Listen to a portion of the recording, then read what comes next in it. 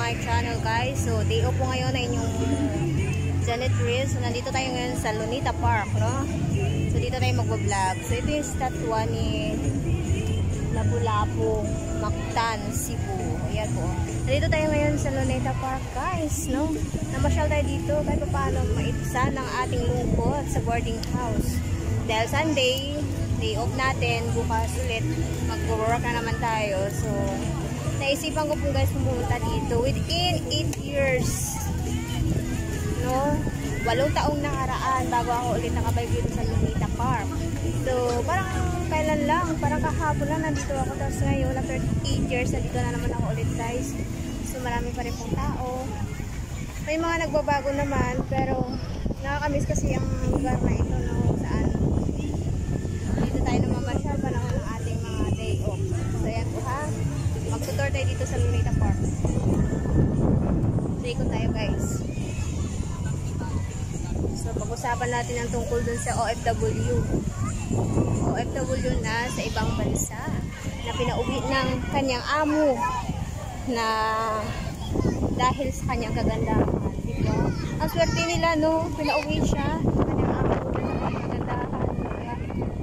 Hirap pala pagka maganda ka, hindi ka pala pwedeng magkasambahay sa ibang bansa.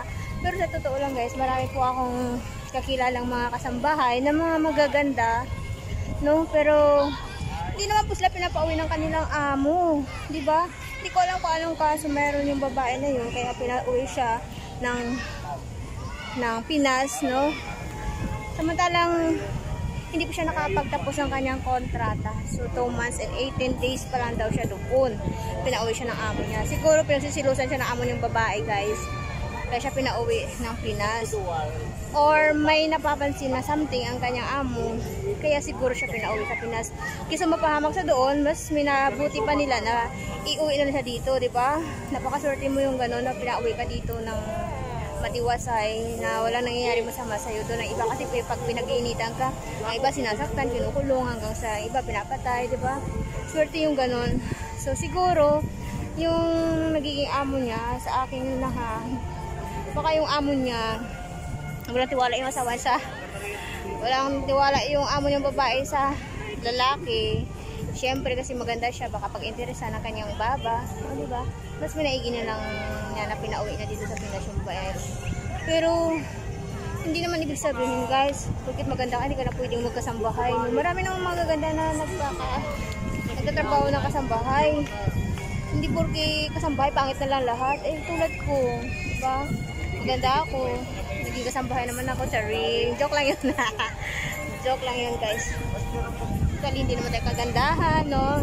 Pero kahit pa paano, magpapasalamat pa rin tayo kay God dahil sinigin na tayo ng ganito, no? Iba nga, mas maswerte pa rin tayo. Iba nga bulag, pipibingi, lumpo, yung ganon, diba? Tayo kahit pa paano, nakakagalaw, nakakapagtrabaho, diba?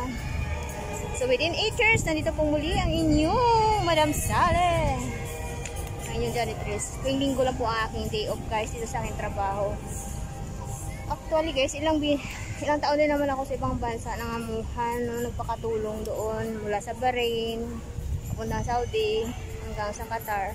Tsaka nung umuwi ako dito sa Pilipinas, decide ako na hindi na babalik sa ibang bansa. Pero kung maaari guys, sana ayoko na sa part ng Arab country. Gusto ko naman sana ma-experience yung ibang bansa na tulad ng Hong Kong, Thailand, Taiwan, Singapore, ganun. So ko sana ma-experience, pero alam nyo, hindi ko naman sinubukan. Talagang nag-apply po talaga ako sa agency papuntang Hong Kong nung pagdating ko dito ng Pinas noong year 2021.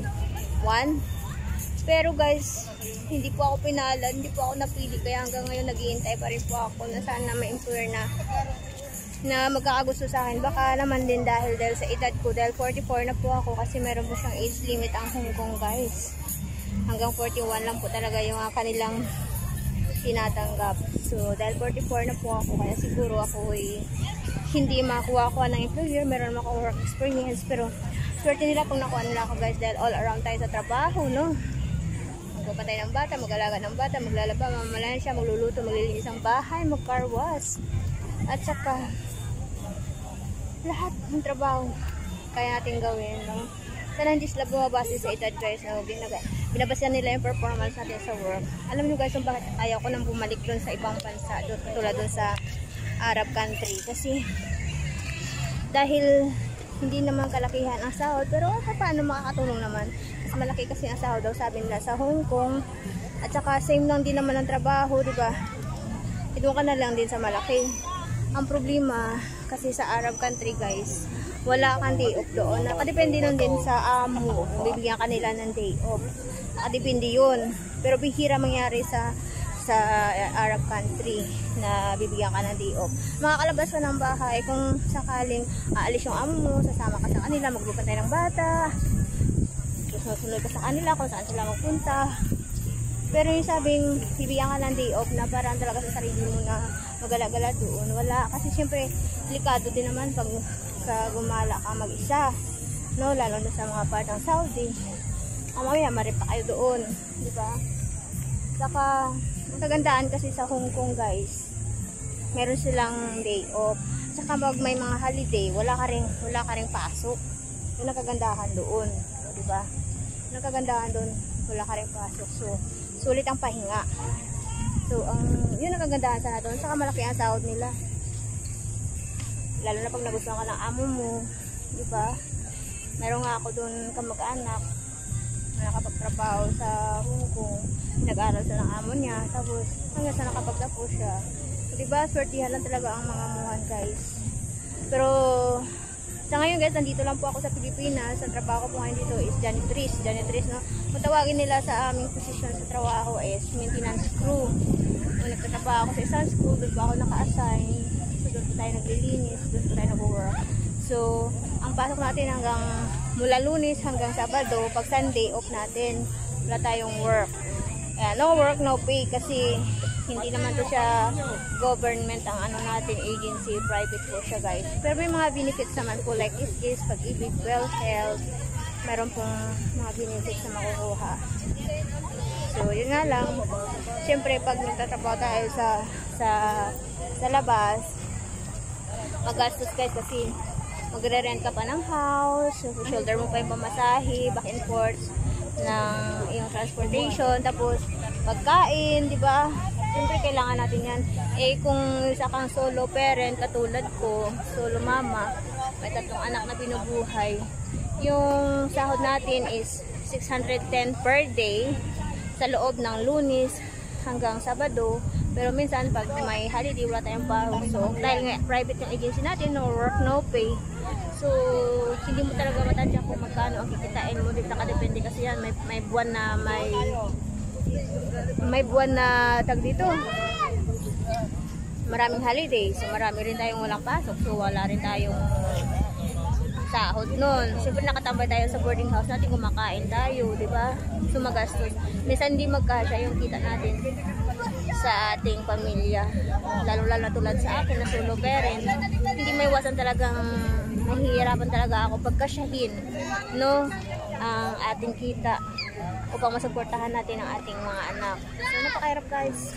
Pero chinichill ko na lang ang buhay. Masarap sana dito. Dito lang tayo sa Pilipinas magtatrabaho. Kaso lang tulad sa akin, nasa Manila ako, nasa Negros ako, mga anak malayo sila sa akin. So ang hirap, no?